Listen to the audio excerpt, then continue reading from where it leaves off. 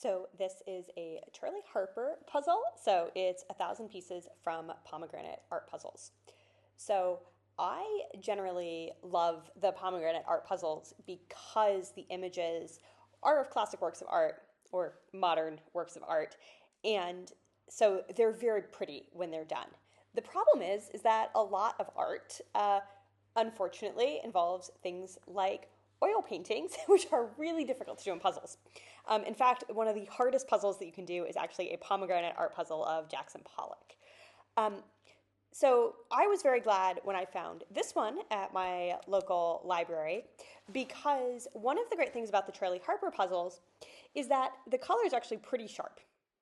My cat is not so sharp. But the colors in this puzzle are actually pretty sharp. So it's actually fairly easy to see some distinct patterns. So what I'm actually doing in terms of strategy is I'm building this black and white bird that goes in the middle first.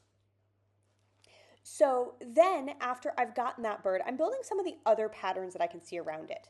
And now that I've gotten most of those done, I'm taking a little bit of time starting to build some of those brightly colored flowers that you can see in the mid right side and doing a little bit of the border. So one of the things that I thought was going to be really tough going into this puzzle is you can see how much gray there is at the top.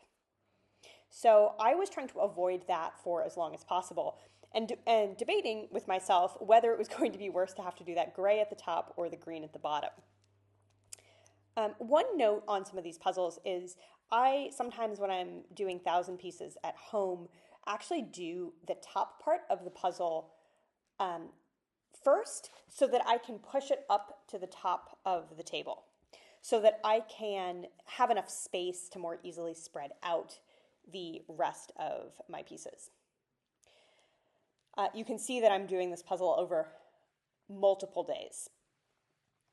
So now I've done these orange flowers as the next really obvious color block, and I'm starting to build a couple other birds that I can kind of see as somewhat obvious.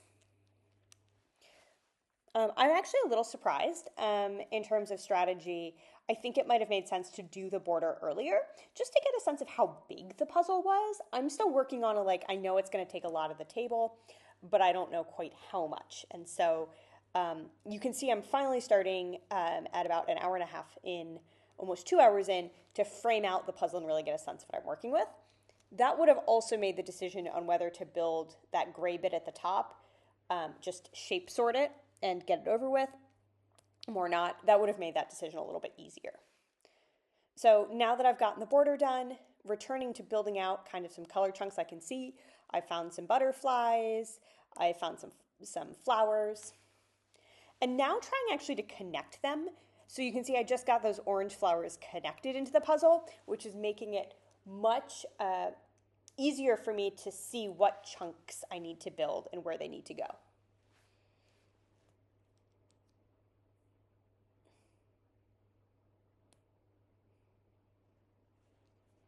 So yeah, so just continuing now, there are actually some pink flowers at the bottom. I thought they would be really tough, but found that they were not as difficult as I expected because the pieces were distinctive enough.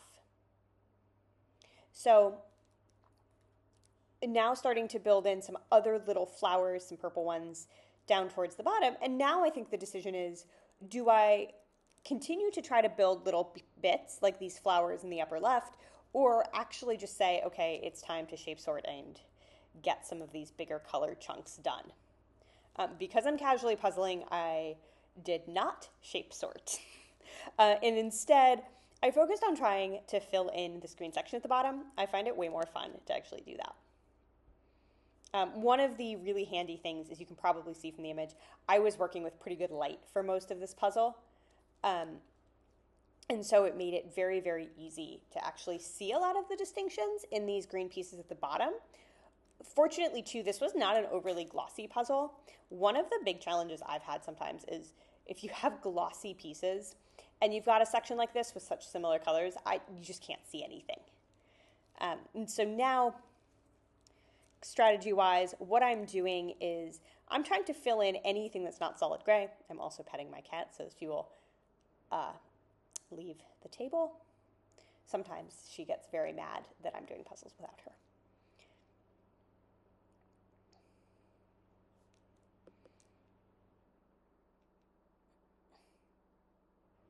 So there we go, filling in some of these little bits.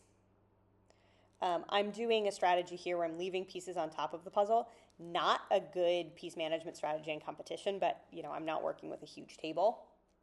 So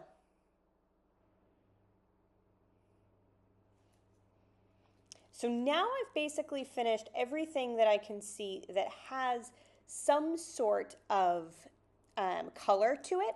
And now I'm moving into the solid grays. So you can see on the right, I'm starting to shape sort.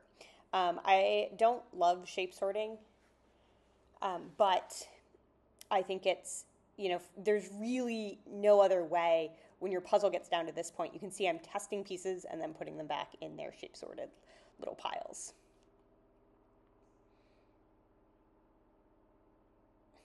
You can also see this is not competition because I am just leading on my left hand and it is doing no work.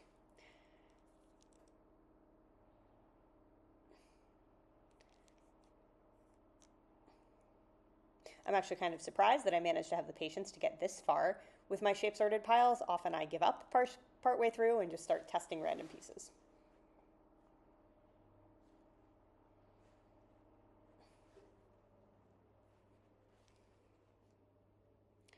So here we are. I'm now grabbing shape sorted chunks and trying to fit them in. So for example, like I'll look for 3 innies, 1 outie, and try to fit them wherever I can, because you can see that there are some sections where it's pretty obvious what the shape is.